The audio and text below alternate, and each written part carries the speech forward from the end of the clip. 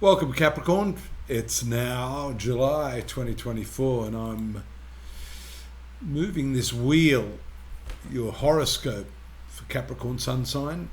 If you're a Capricorn ascendant or rising sign, or perhaps even a lunar Capricorn, then this reading will apply to you. What's important this month, as far as I can see, is this retrograde Saturn in your third house. It's been moving through here for some time. Third house has to do with your thinking. And this is important because this is an internal study this month for you. The retrograde Saturn, also the retrograde Neptune, indicate a need to reappraise the methodology of your thinking, the reasoning power that you have, because this is going to impact a whole lot of areas in your life. The first one here is the way you communicate in your partnerships. You see here the new moon on the 6th, very powerfully making a trine aspect to this. That's a favorable aspect, showing that you can open up the lines of communication in your most notable relationships and even business partnerships with this. It shows a more serious approach to thinking,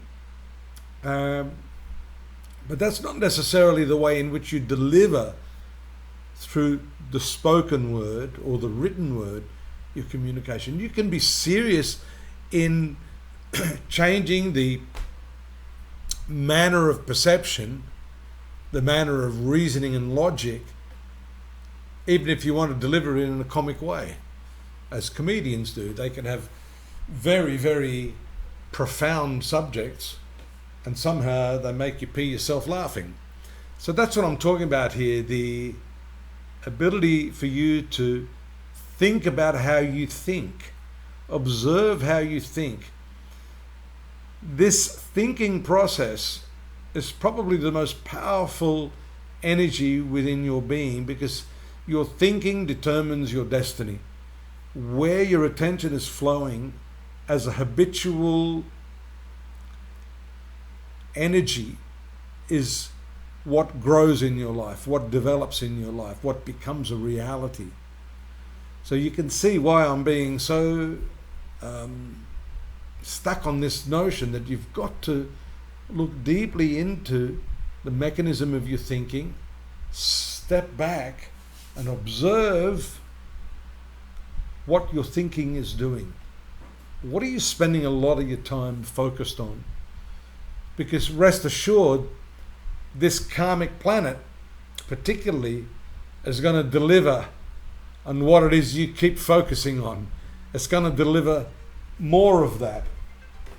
So you can see why I've taken great pains to elaborate what this means for you.